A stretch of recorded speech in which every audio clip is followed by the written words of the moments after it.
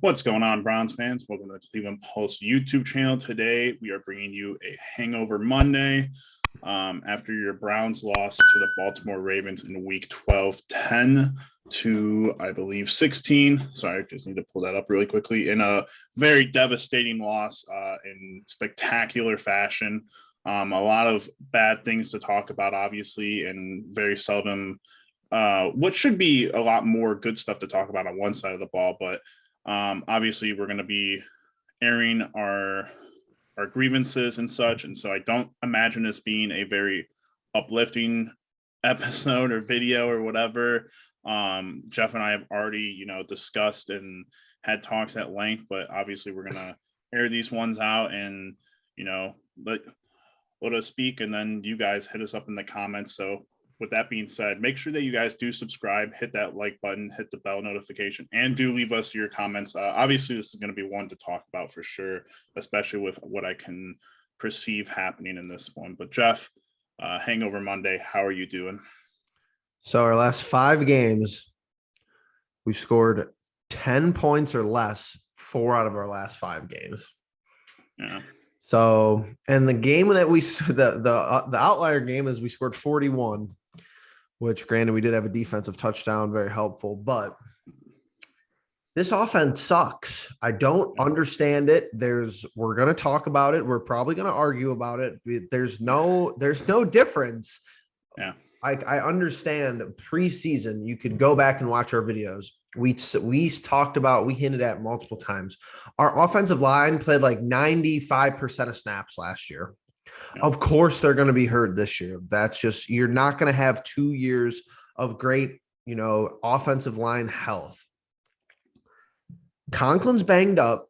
I thought that Blake Hance, besides last night, he did a good job in the 3 games that Conklin missed. It's not Pro Bowler level, but I mean, you have Wyatt Teller as a Pro Bowler, you have Joel Bitonio, who's a Pro Bowler, and you have JC Treader, he's given up 1 sack in the last, since we've had him. He literally does not give up pressure or really a whole lot.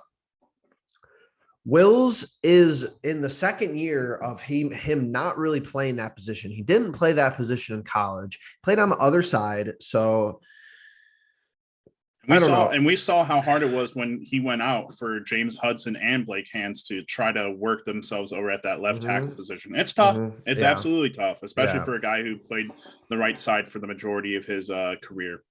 So your offensive line is basically been the same outside of a right tackle, and we've had guys step up, and Hubbard that injury is really the injury that's annoying. Chris Hubbard's injury, because you need a swing.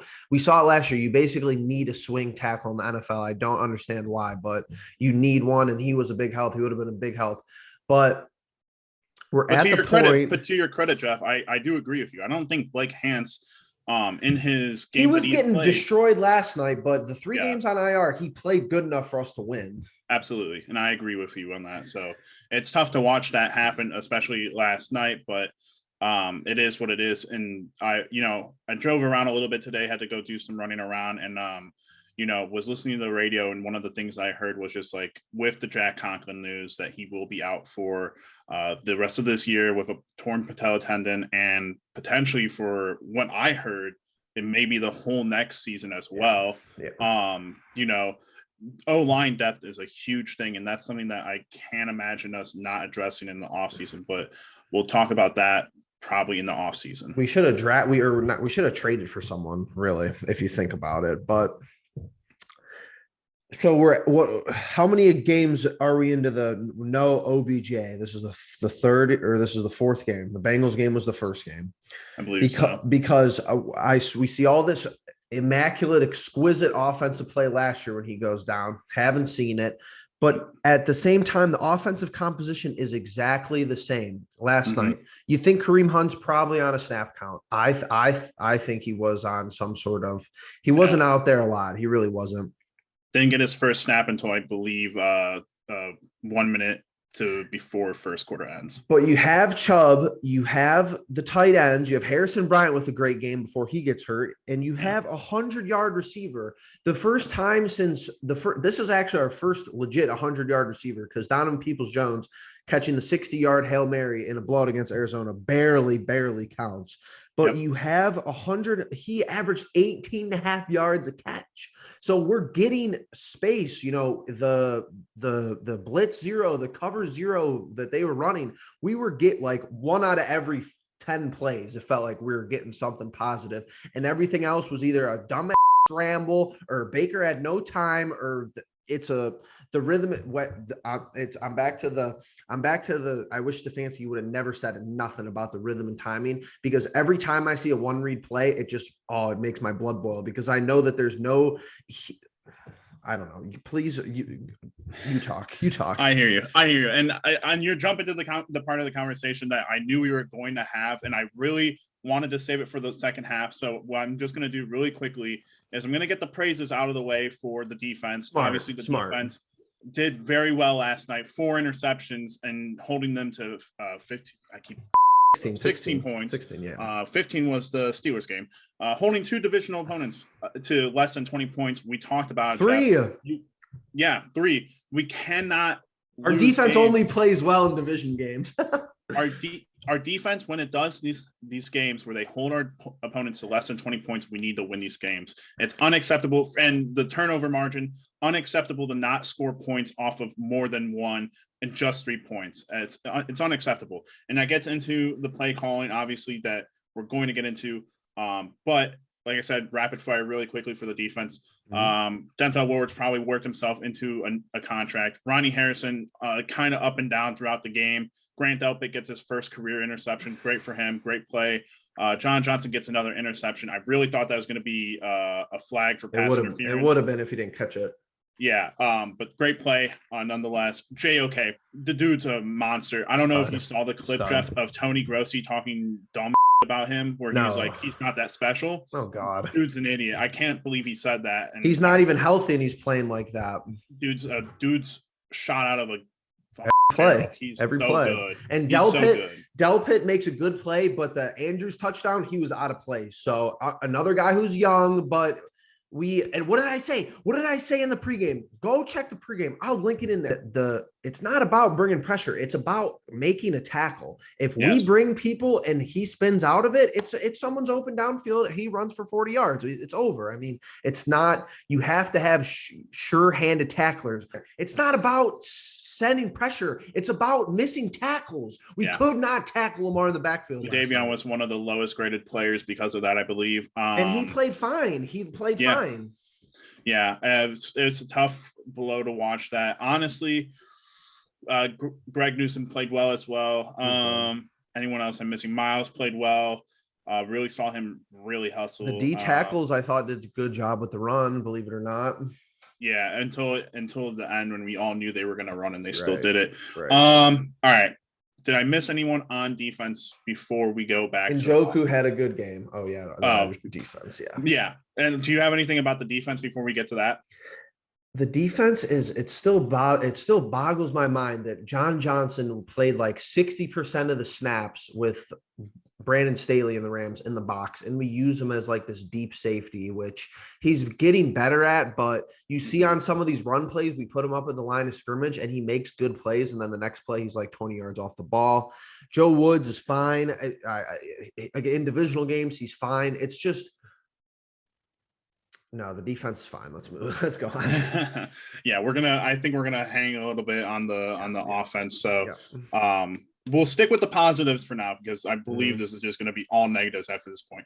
Like Jeff was alluding to, David Njoku, again, phenomenal game, has a phenomenal catch where I don't know if that ball hits the ground. It's really an optical illusion. It was. The two different angles are very different. It's like the back end zone one is like that hit the ground, but the front, it hits his knee and it bounces up. Yeah. But crazy great game catch by him. And then I think Kareem, for the pitch count that he had, I thought he did well. And that's it. That's honestly all I have for the offense. Harrison Bryant, before he goes out, had a great game, and that's it. So Jarvis Landry had a good game. Besides fumble, but 6 for 111. I mean, we have 4 turnovers, 100-yard receiver. Tell me that. Don't tell me the score. I think we probably win by 20 and we lose. We don't even score 20. So weird. Yeah, absolutely. So we've reached the point of the game, or the the segment where we got to go into the offense. So, Jeff, I know that you talked about it. I don't know. Do you Mhm. have clips that you want to show? I do. I do. Okay. So So, I'm gonna share it up. It's screen sharing kind of sucks on Zoom. yep. If it's laggy, I'm just gonna put it in and just Mhm. overlay it over us talking, and hopefully that you could see. I have, for the But most part, I took notes. I went back, rewatched the game. So outside of the first two series, I was pretty detailed about my notes. So I might be able to just, I don't have perfect recall, but I should be able to know what plays you're talking about if it doesn't work. I'm gonna show you the basically the epitome of the season for us, because this is something that I think me and you could, there's going to be parts that we can agree on and there's going to be parts we disagree on. All right, Absolutely. how's this looking? Good. Good. I can see it. Okay. So, all right, here's the problem too. And I'm not trying to call people out, but Ed Greenberger or whoever, he's verified, a check mark. This is the state that we talk about on Brown's Twitter. And I'm just going to start airing it out. Look at it. There's 12 and a half minutes left in the first quarter. And this check mark is saying this play is the difference in the game with 12 and a half minutes left in the first quarter. So that's It's a number one. ludicrous take. Well, Baker lover. So we'll just throw that out there because it's a drop, but I'm going to show you this. And then the guy who I follow from the OBR, Jake Burns, unreal. If you guys don't know Jake Burns, go hit him up on Twitter. Follow their Twitch. They do unreal work. But he shows the all 22 film, and it's the play is hilarious. So we're gonna start it here. It's play action, which is fine. Kareem's out there. It's fine.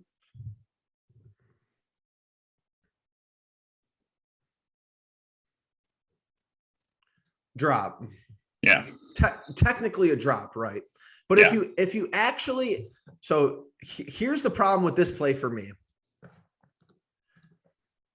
It's a drop, Mhm. but this is the throw. These are the throws we've been getting from Baker all year long. This is a C+ throw, B-. I disagree. There's no, but why? Why is DPJ leaving? Because the ball is, he's not even touched and he's bobbling the ball. But he's up in the air. Yeah, all right. He has two hands on it, but it's not a ball. It's literally. I'm not saying it's an A ball. It's probably a B ball, but to be like, look how open he is though, and he has to jump for it. Why is he? Why is he leaving the turf though? If this is a touchdown pass. I don't know if it's a touchdown pass, but I can understand.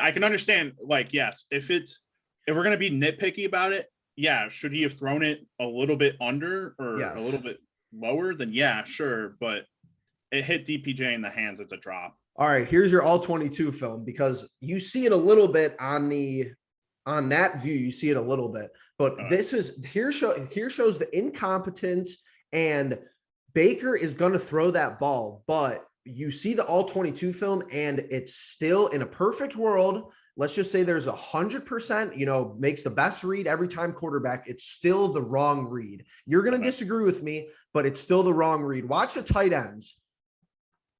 Hooper and Njoku. Hooper, I don't know what. I think Hooper runs the wrong route. Look at how open they are. Both stacked up. Yeah. But is Njoku a lead blocker here, and it's supposed to be a ball to Hooper? Because this is a touchdown. Probably not. I would still say that those two are definitely wide open. The only difference there is that whoever the guy giving pressure is right in his face in comparison to where those two tight ends are. Yeah. However, he couldn't see him. I do agree, Jeff, that, if we go back to the earlier games in this season where Baker is taking those easier dink and dumps, like those are the plays that I think we need to get back to.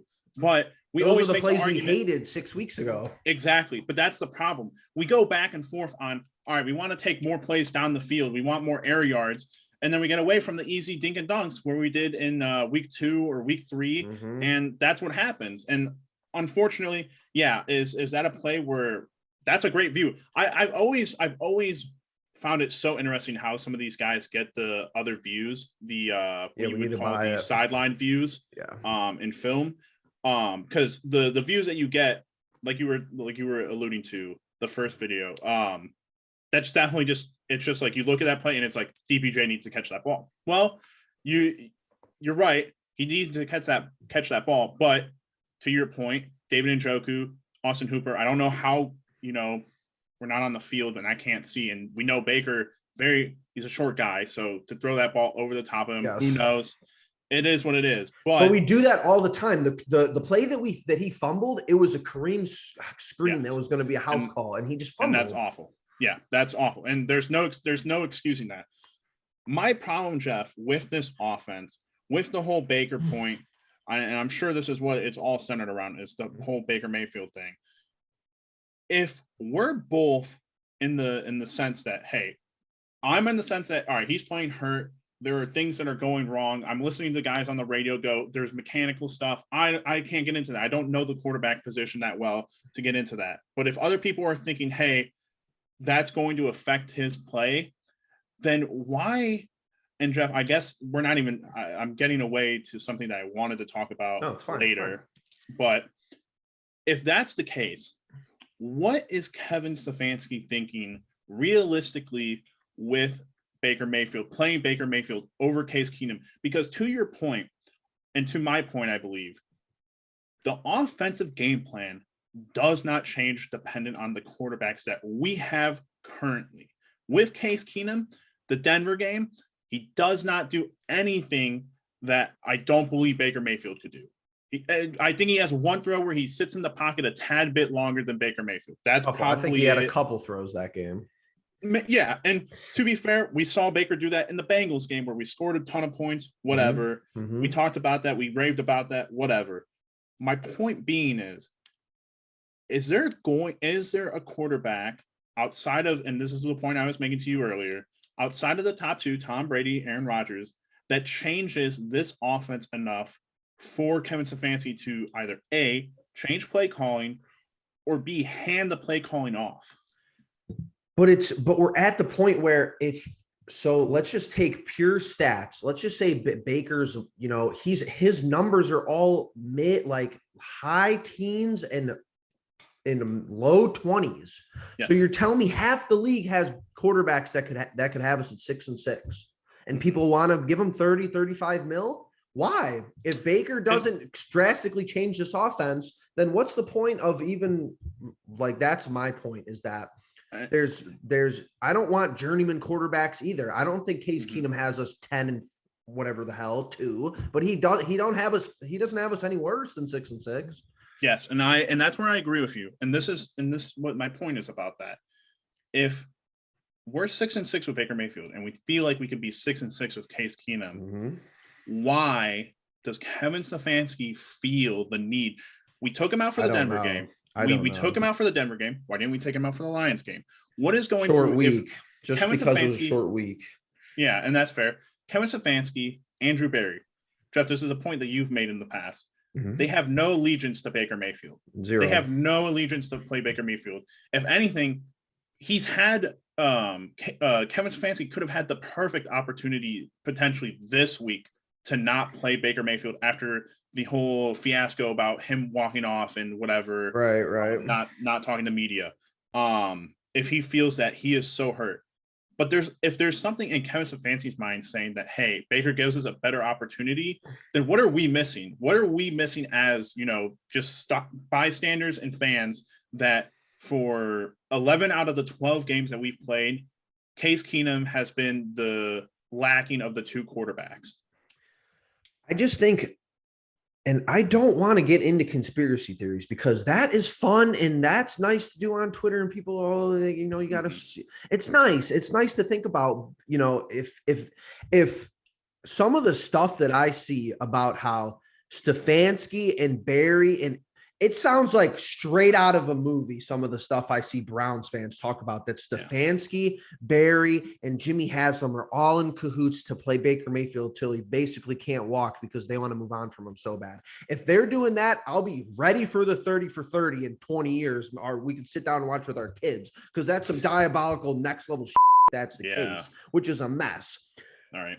But this is what they need to change. They need to revamp the whole and they never will. Nobody ever will. The NFL doesn't want to. Local media, they don't help them. They don't help our case, and the coaching staff. They need to change the press conferences where it's so easy for people to lie in the press conference. And I don't want to call our coach of the year a liar, but all week we heard close to no limitations. It's the healthiest he's been in months. The second drive, he scrambles out of bounds and they zoom in on him and he's limping. So it's like we watch the games. Me and you sit there and watch the game. He's not 100%, and then they just lie to us in the press conference. Yeah, Jeff, I do want to quickly get into a couple of the play calling decisions because obviously now we're transferring over to a little bit of the Kevin Stefanski talk. Mm-hmm. The thing that we've been talking about all season that we haven't done except for the Bengals game is play complementary football. Right. That goes offense, defense, special teams, both hand in hand. Last night, Jamie Gillen, great job, special teams, punting the ball. Defense, obviously 4 turnovers, holding the Ravens offense to 16 points. The problem with that is the play calling that we go for. You are still, and this is obviously removed from a couple hours from when we talked, you are still of the idea that the play calling was not the issue with what was going on last night. I just want your overall thoughts on just how complementary football works in terms of the offense when, you're talking about the Ravens had us figured out and the Cardinals had us figured out. Why aren't every team that we play just doing what the Ravens and the Cardinals are doing? They have been. How many rushing yards we have against Pittsburgh? 60, 70. They hold us to 10 points. We had Dearness Johnson garbage time in the second half because we're at the point where, and this is what I don't understand. If Baker is really hurt, 37 pass attempts last night. I'm not understanding that. I really am not. It's not like we're playing from a 15 carries for Nick Chubb and Kareem Hunt combined, 17 total. It's at the point where somebody said they counted 10 or 11 plays where Baltimore had 9 guys within 5 yards of the line of scrimmage at the snap, but if you don't want your quarterback throwing the ball, I mean, you see Kevin Stefanski, though. That's my problem. If I'm going to complain about one thing about the play calling is that he gets away from the run unnecessarily. We're within a touchdown basically the whole contest, and he's not running the football. And I understand it gets frustrating when you're handing off to Nick Chubb and he gets, I've never seen Nick Chubb get tackled for a loss like that many times. He probably got tackled for a loss on like half his carries last night. It was actually insane how good that run defense was. But when you check out some of these when you check out the all 22 film that the OBR does, Jake Burns does a breakdown Thursday night. We have people schemed to open the play that was an interception and they dropped the ball. That was schemed to open. That like we have guys. I don't know. Like I just showed you, Hooper's probably running the wrong route, and we still have people open. And I'm of the person where I've told you this has now become I'm living and dying on this hill because I don't understand. We have no turnover from last year. This isn't the Browns of old. This isn't, okay, we have a new OC, we have a new head coach, we have a new this, we brought in 3 or 4 new wide receivers, and it's Baker's second year. It's his 4th year in the league. Kevin Stefanski called the plays last year, and this was a team in preseason where we were literally so not giddy, but we were expecting Kadero Hodge to be cut 3 months ago because our wide receivers, we had so many good ones. Now it's 12 weeks into the season. Like, oh, well, our wide receivers suck. They can't get any separation. Well, you probably shouldn't have cut Kadero Hodge, and you probably should have tried to make it work with OBJ because I felt like he was open on some plays and clearly we missed them, but there's no turnover besides we're playing without a right tackle, which is fine. You're not going to have 100% healthy O-line all year. Baker's hurt. That's the big one. And Jamarcus Bradley's playing instead of Kadero Hodge. Those are your only differences. I don't know how we're night and day. The last time we had 4 turnovers, we scored 45 in the playoffs. Like, well, and I feel like, and this is the thing that I want to get in with Kevin Stefanski. There are some questionable formations and play calling that goes in. Correct me if I'm wrong. I believe there were 3 running plays where we motioned the tight end to the backfield.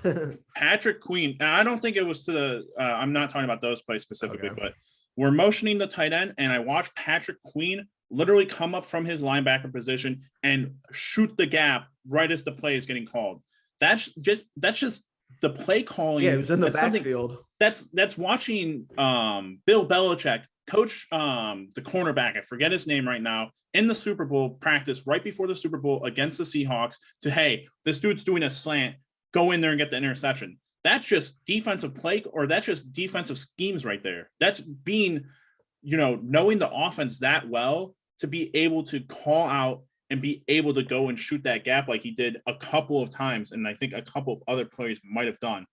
My other thing is, Jeff, me and you have talked about it. Why can Kareem Hunt and Nick Chubb not be on the field at the same time? They had the perfect formation. This is the first time I think I've seen it all season where they bring two guys next to Baker. It's Nick or it's Kareem, and then it's either Hooper or Jarvis. Why is it not Nick and Kareem on the two sides of them? Yep. Why are we not running out of that set? Why is Andy Janovich, our fullback, out? Why was he out? I don't know. Why didn't we have him being a blocker for the exact job that he's supposed to be doing, a lead blocker, where we could have probably used him in this game? I'm just why like, is Higgins a healthy scratch? That's exactly what I'm not getting. Jamarcus Bradley.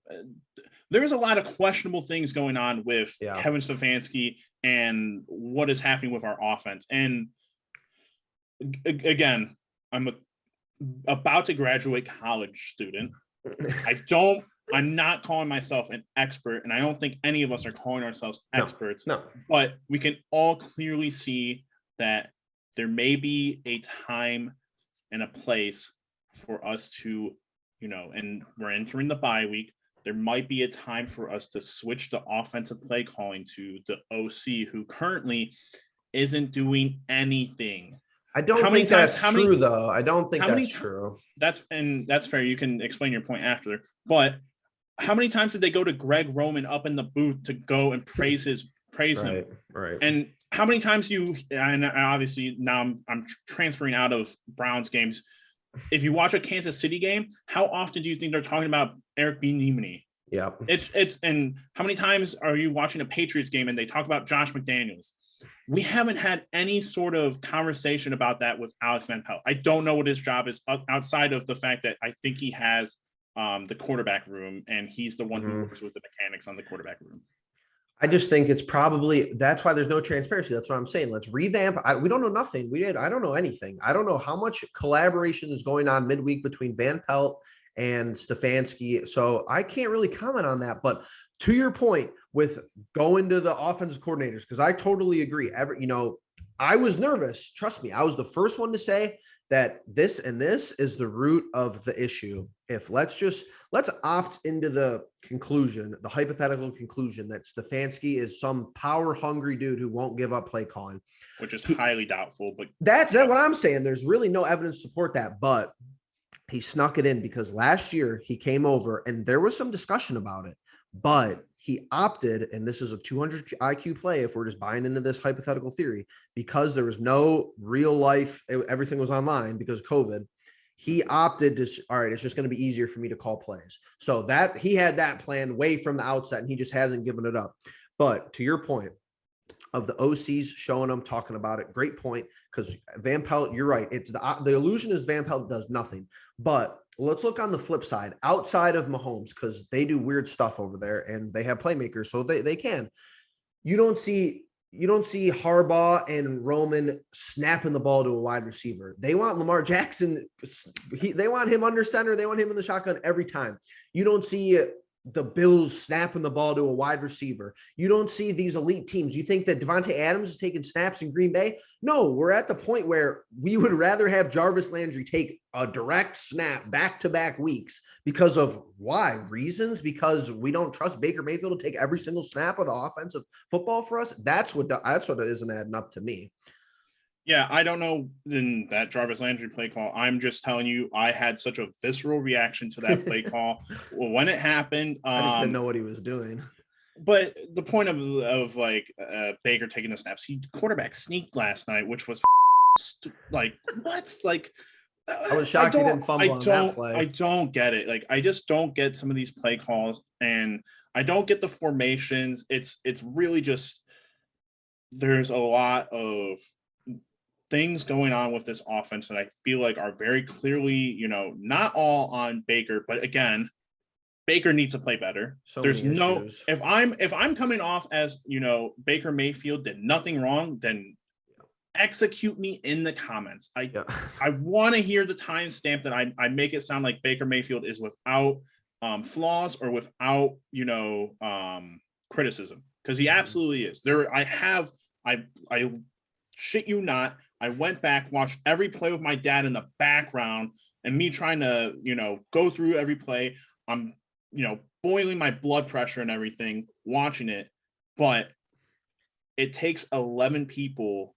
Oh my God. And the 12-man thing, we didn't even talk about how dumb that was after a timeout. And third, wait, it was all right. So no. That wasn't even the worst one. The worst, well, yes, it was, but there's a runner-up that's very close, because if I should record all these games, but the 3rd and 10 in the play that was busted to Mark Andrews for the touchdown, we called a timeout with 1 second on the play clock, and they did not look, they looked a little bit, they were not ready to snap the ball.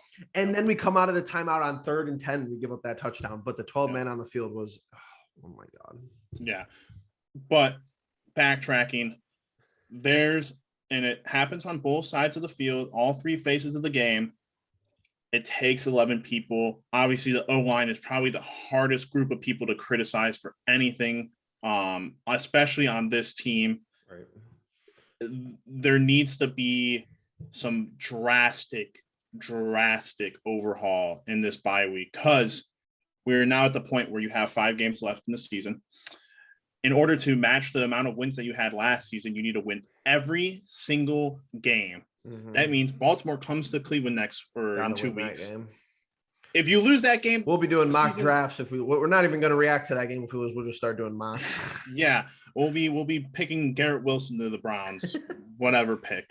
If you lose that game, the season's probably over. But Baltimore at home, Raiders on a Saturday, Green Bay at Lambeau on Christmas Day. Wow.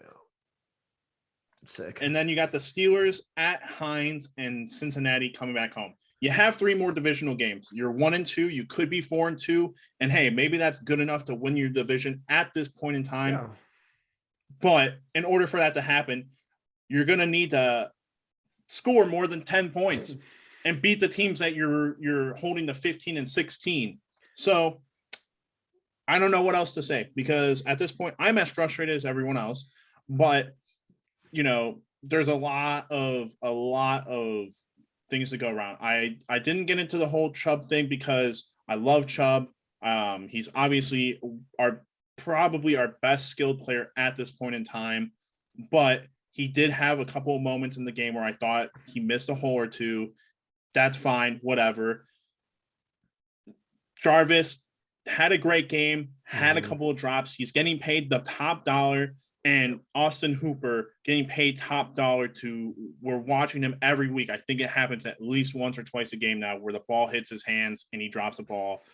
Baker Mayfield sailing balls or not throwing the ball hard enough. David Njoku touchdown. There are problems all around. It is not exclusive to one player. It takes 11 people, and it's going to take everyone in the organization to turn this around right now. Unfortunately, Andrew Berry is out in terms of what he can do.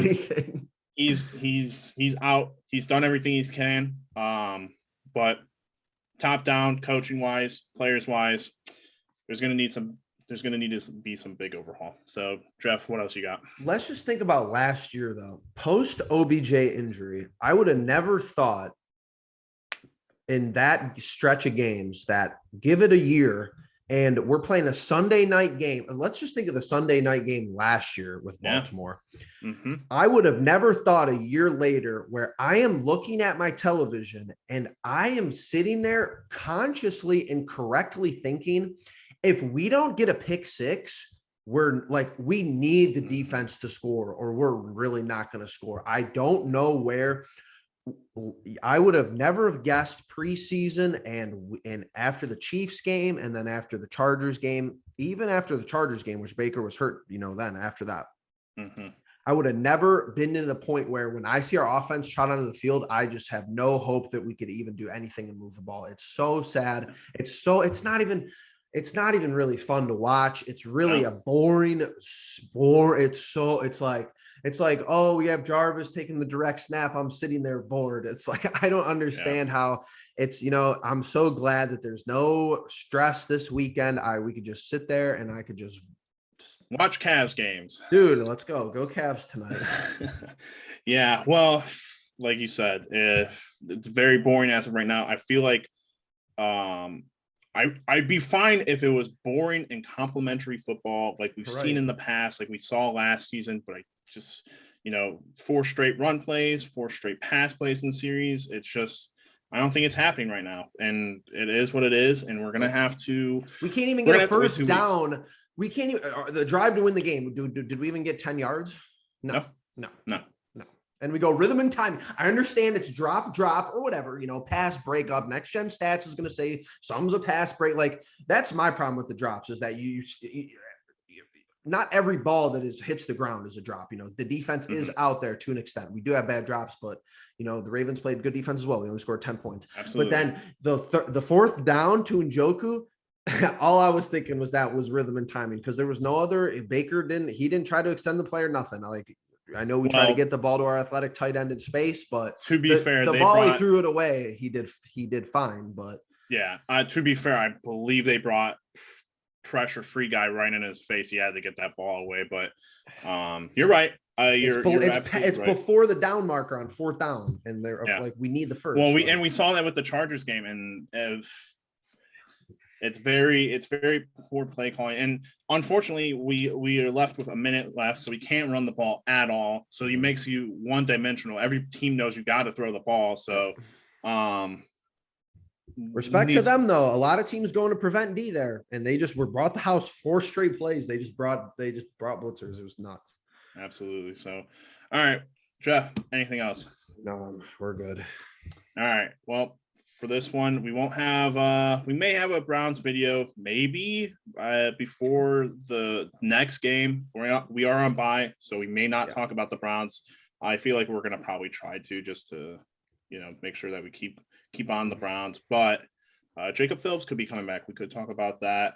Not like it really matters because our defense did great, but Harrison Bryant injury, we'll see. But all that being said, if you guys made it all the way through this, thank you very much for watching. Please subscribe. Please hit the like button. And like I said at the beginning, light us up in the comments. Light the Browns up in the comments. Light me up in the comments. I want to hear your takes. And with that being said, we'll catch you guys in the next one. Peace.